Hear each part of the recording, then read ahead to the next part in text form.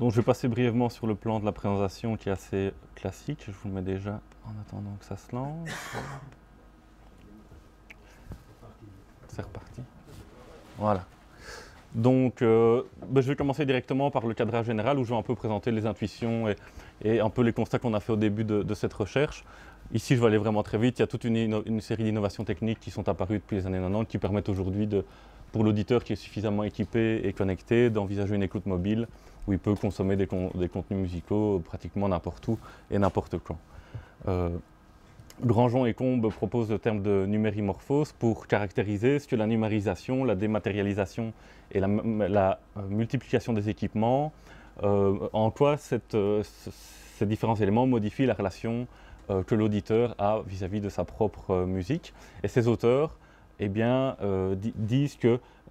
une part importante de la numérimorphose, elle se situe dans la fragmentation des contenus, dans leur multiplication, et que donc les auditeurs doivent aujourd'hui faire sens d'un stock auquel ils sont confrontés, et ce stock qui est de plus en plus fragmenté et qui a une taille de plus en plus conséquente. Et c'est vraiment un constat que nous partageons aussi dans nos recherches, que c'est une dimension qui revient souvent, l'interaction avec un stock et la constitution d'une collection qui a du sens, ce qui nous a vraiment poussé à nous centrer sur la question de l'organisation des collections par les auditeurs. Alors si on se pose un peu quelques questions et qu'on analyse un peu a priori les différentes caractéristiques des collections, eh bien on se rend compte que quand on avait une collection d'albums de vinyle, eh bien, cette collection était régie par toute une série de règles physiques, dans le sens où les albums ne pouvaient être qu'à un endroit à la place, et que par exemple une clé de tri unique était le plus souvent appliquée, et que si on changeait de clé de tri, il fallait forcément changer la place de tous les albums.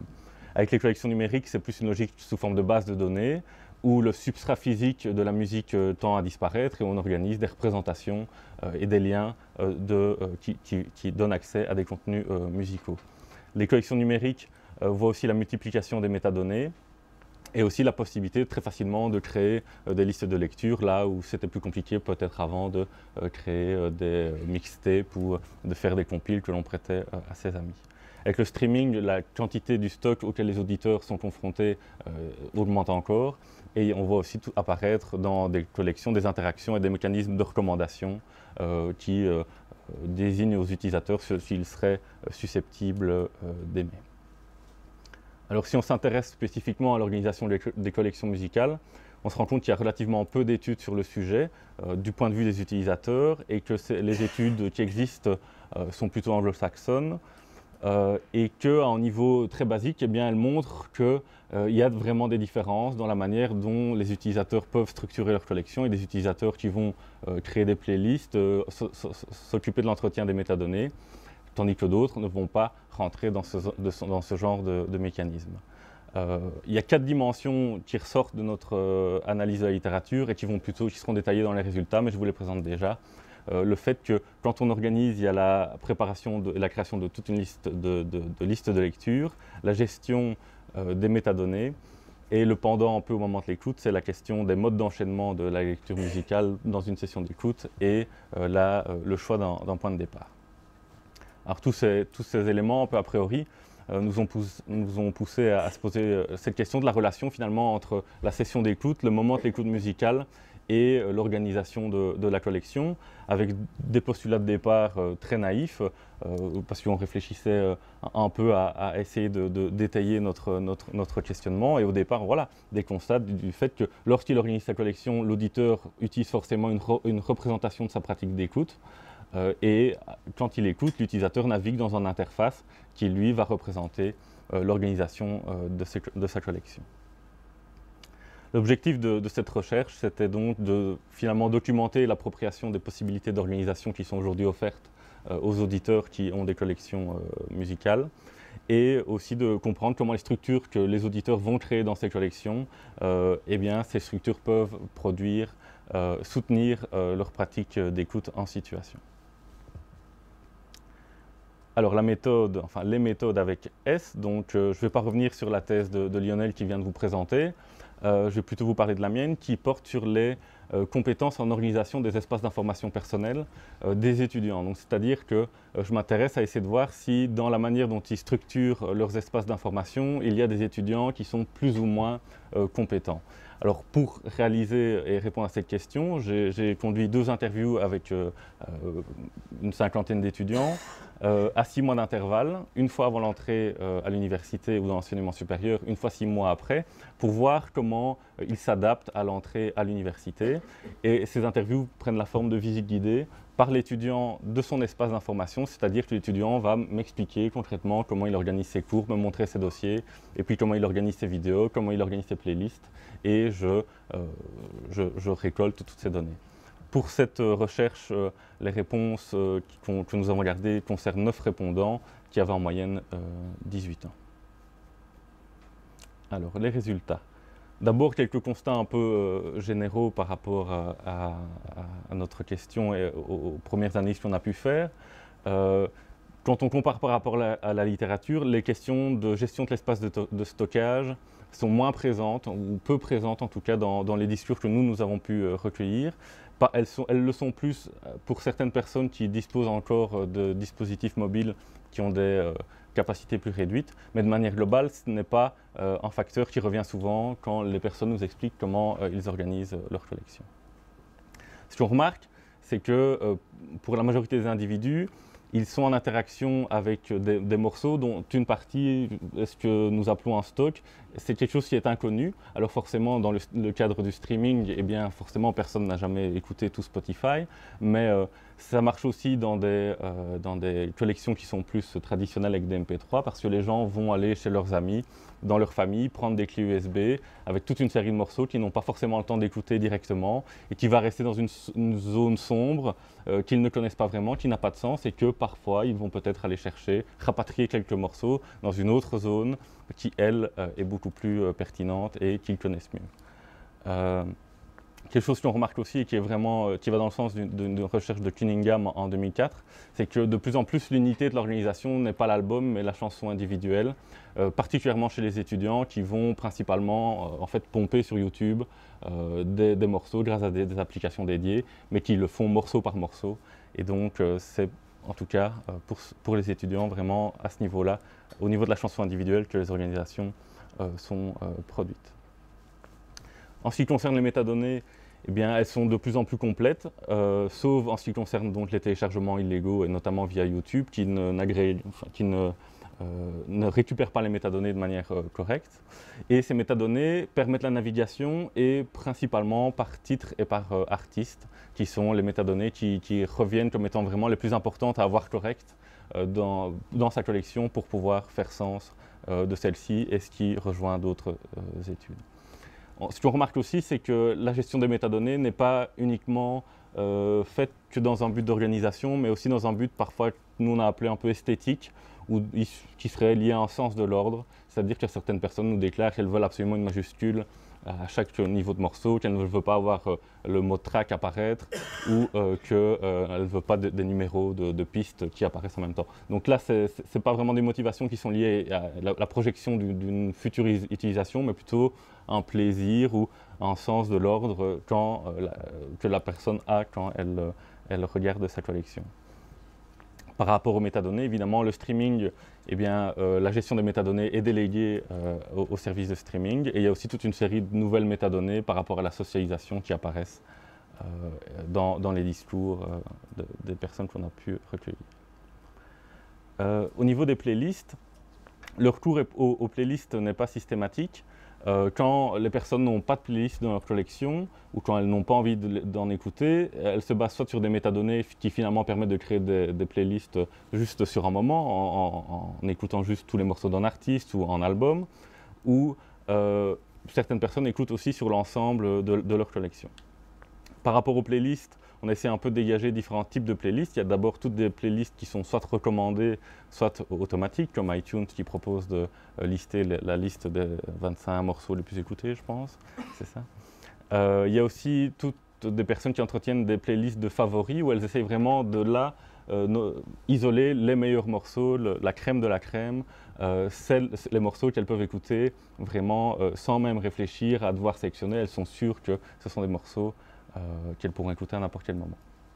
Après, nous avons aussi remarqué qu'il y a tendance à avoir des playlists fixes qui sont créées soit pour des événements ponctuels, des fêtes, des anniversaires, ou aussi des playlists fixes qui sont créées pour partager à un moment donné avec des amis, ou alors pour arrêter aussi en ordre précis dans une sorte de création plus esthétique, dans un enchaînement de morceaux. Et donc ces playlists fixes, elles ont tendance à ne pas ou très très peu évoluer au cours de la vie de la collection et au fur et à mesure que le temps passe. Par contre, il y a des playlists plus dynamiques qui, elles, sont mises à jour fréquemment en fonction d'une ambiance, d'une situation ou en vue de la synchronisation, par exemple, avec un appareil. Donc finalement, ce qu'on remarque, c'est que l'organisation est vraiment liée à la question de l'anticipation et que les structures qui sont créées le sont en fonction d'anticipation plus ou moins précise des écoutes à venir. Par exemple, la personne peut se dire que simplement un jour elle aura envie d'écouter du jazz, mais d'autres vont par exemple créer une playlist avec un album qui a une certaine durée parce que leur trajet en train dure à une certaine durée et qu'elles veulent pouvoir écouter l'ensemble de l'album sur leur trajet en train. Ce qui correspond à une anticipation beaucoup plus fine et beaucoup plus précise de leur pratique à venir, par exemple.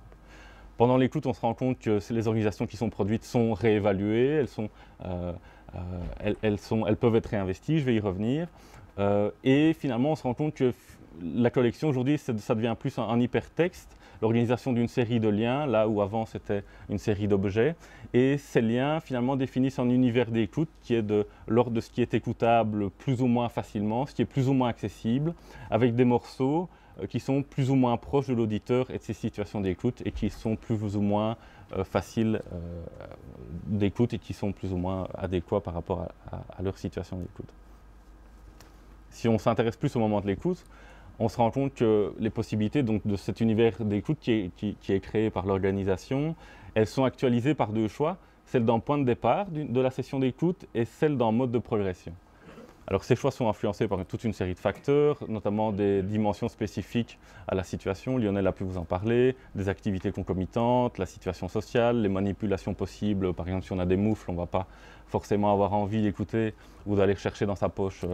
son téléphone, l'attention qu'on a envie ou qu'on est capable d'allouer aussi à la musique, l'environnement sonore, il y a aussi toute une série de contraintes techniques et puis forcément l'envie de l'auditeur. Et dans l'envie, ce qu'on a remarqué, c'est que au moment d'une situation d'écoute, la majorité des gens ont envie de rester dans ce qu'on a appelé un certain cadre d'écoute, c'est-à-dire que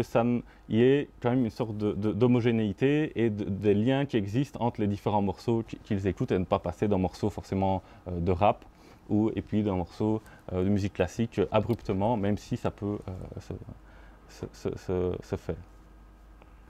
Donc, pour gérer ce cadre d'écoute, cette envie de rester dans un cadre, eh bien, il y a deux moyens de le faire. D'abord, choisir un point de départ qui est plus ou moins large. Alors, ça peut être la collection entière ou différentes playlists qui sont des sous-parties de la collection musicale, mais c'est rarement un morceau précis. Et comme le dit Bentley et ses collègues, on a plutôt tendance à fonctionner par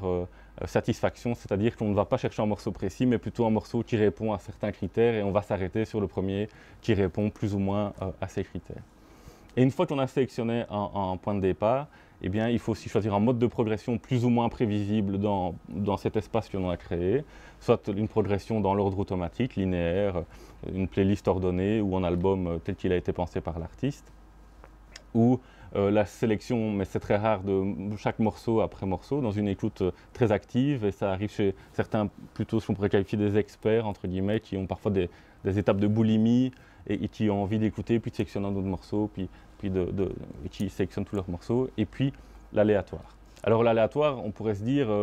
c'est pas forcément la création d'un cadre d'écoute. Pourtant, quand on analyse un peu les discours, on se rend compte que finalement, l'aléatoire, ça correspond aussi à un certain positionnement des personnes qui ont envie souvent de redécouvrir leur collection et d'avoir ce plaisir de la redécouverte. La majorité du temps, ce n'est pas non plus un aléatoire qui est total sur la collection, mais qui est restreint à une playlist, par exemple. Pour certaines personnes, ça n'a aucun sens de faire de l'aléatoire sur l'ensemble de leur collection parce qu'elle est tellement variée et importante qu'ils n'envisagent pas de le faire. Par contre, des personnes qui ont des collections beaucoup plus restreintes, elles peuvent envisager un aléatoire sur l'ensemble de leur collection. Et donc, on se rend compte que l'organisation qui est créée, eh bien, les structures produites, elles ne sont pas restreintes à une seule pratique d'écoute définie, et que si on crée une playlist pour le sport, on va forcément l'écouter systématiquement pour le sport. Une playlist peut être écoutée selon différents modes de progression, et elles peuvent aussi être réinvesties en fonction de nouvelles significations qui varient en fonction de l'attitude de l'auditeur, de leur situation et de leur situation d'écoute. Alors, quelques perspectives en guise de conclusion, et je pense que je serai dans le temps. Finalement, on pourrait imaginer qu'aujourd'hui, même à l'heure du streaming, eh bien, on aurait tous un compte où on irait se connecter et écouter le morceau qui nous plaît ou dont on a envie, l'album dont on a envie sur le moment, ne pas laisser de traces et puis se reconnecter et à chaque fois repartir de zéro. On se rend compte que ce n'est pas du tout ce qui se passe et que la question du sens est vraiment importante et que les gens, par rapport à ce stock gigantesque, ont besoin de laisser des traces, de structurer pour apporter du sens, pour gagner du temps, pour pouvoir soutenir et rendre possible des pratiques qu'ils anticipent. Et dans cette anticipation qui est liée à l'organisation, on voulait vraiment insister sur l'importance de la métacognition. Qu'est-ce qu'on veut dire par là? Eh bien, c'est que quand il organise sa collection, l'auditeur il va analyser ses pratiques, passées, présentes et futures, afin d'inscrire dans sa collection des structures adaptées pour soutenir ses pratiques. Et ces anticipations peuvent être plus ou moins correctes, plus ou moins justes, plus ou moins précises. Et à l'inverse, quand il écoute, l'auditeur navigue dans la structure de sa collection et il va l'adapter à la situation dans laquelle il est plongé, en sélectionnant un autre mode de progression, en modifiant la structure ou en la réinvestissant dans un sens différent de ce qu'il avait été anticipé. Et donc, on se rend compte qu'il y a toutes des tensions entre une organisation idéale que l'auditeur pense pouvoir créer, et puis l'organisation existante avec laquelle il est confronté dans des situations qui sont diverses et qui entraînent finalement des mécanismes d'évaluation et d'ajustements successifs. Alors pour finir un peu comme Lionel aussi, on avait un peu envie de poser la question, voilà, est-ce qu'on pourrait imaginer que d'un côté il y a des superstructureurs qui sont des experts et de l'autre des néophytes, des profanes qui ne seraient incapables de structurer.